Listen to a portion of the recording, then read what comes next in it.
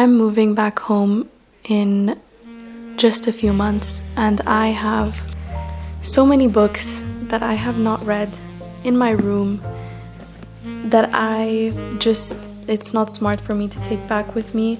So I'm going to try to finish them before I move so that I can give them to friends or donate them, or I'm not sure, but that's the goal.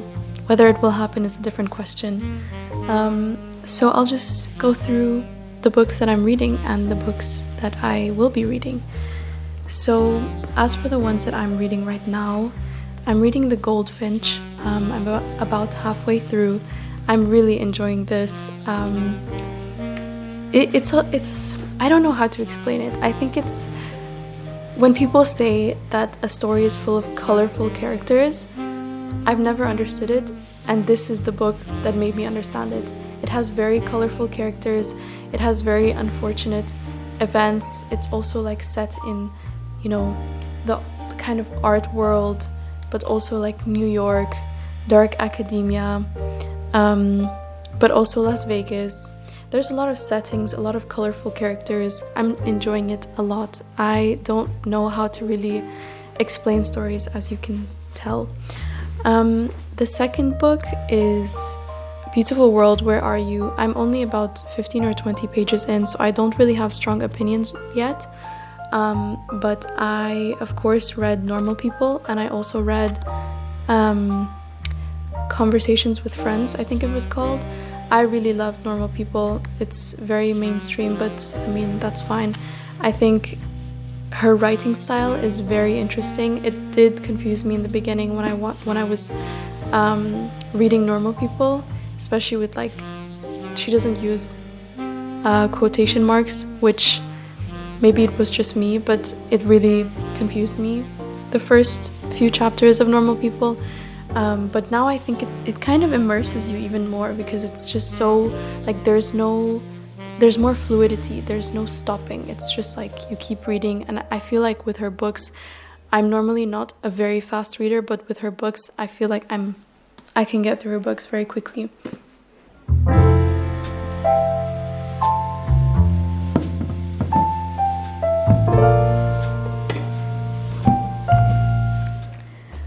I'm also reading this poetry book.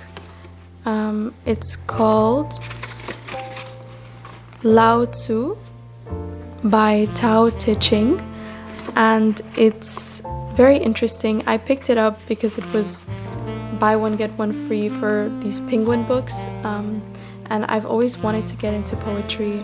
I remember in English class in high school, we were given Sylvia Plath's book of poems called Ariel, and I loved it. It was like a little puzzle that you had to figure out. You had to figure out what she was saying, what she meant by it, and it was very disturbing. But it was disturbing because of her story, right? She was a deeply depressed woman, but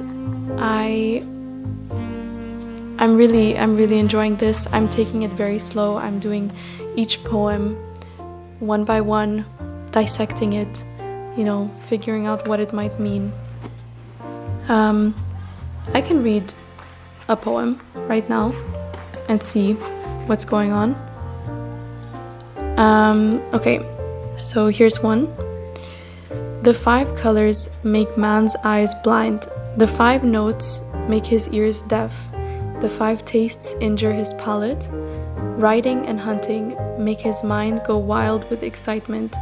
Goods hard to come by serve to hinder his process. Hence the sage is for the belly, not for the eye. Therefore he discards the one and takes the other. So I read this a few nights ago, and what I took from it is it's about greed. That's what I understood. The 5 colors make man's eyes go blind, so you can't take all 5 colors. The 5 notes make his ears deaf.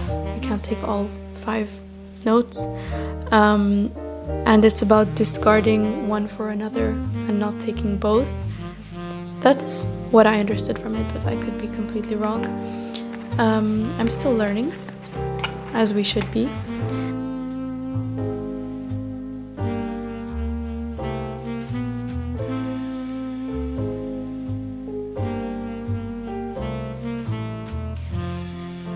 What else am I reading? Oh yes, I'm reading Lolita. I've been reading Lolita for a very long time now. It's incredibly dense. It's obviously very disturbing. The topic is about, let's just say there's a big age gap. That's all I'll say.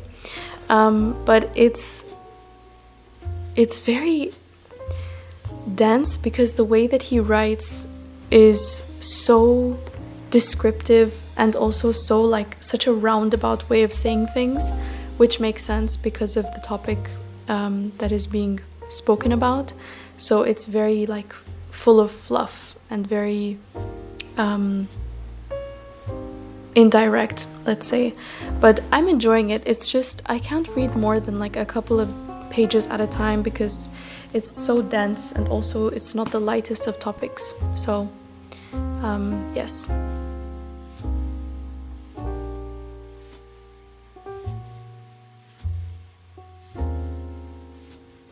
Those are the books that I'm currently reading, and I have lots to get through. I'll just quickly name them. So there's this Identity by Francis Fukuyama. It's a nonfiction, which I'm not usually the type to read nonfiction, but I think it's always good. It's just very tiring because all of the things that I'm reading for my master's are nonfiction, obviously. So after a while, you just want a little story, you know. There's Enlightenment by Immanuel Kant. I'm very new to the world of philosophy, but I'm very interested now that the door has been opened for me. The God of Small Things. I don't know anything about it, but it looked interesting. The House of Fortune. I started reading this and I didn't really like it, but I will finish it. Call Me by Your Name. I never watched the movie. I don't really know what it's about, other than that it's a love story, so I think I'll like it. I'm also reading Sapiens right now. I'm really enjoying it. Again, it's nonfiction and it's very dense, so it's taking me a while, but I'm really enjoying it. A Little Life. I know I will cry my eyes out. What else? This memoir called Walk Through Walls by Marina Abramovic. She's a performance artist that I'm very interested in, and I think I will really enjoy it. I think this will be my next book that I start.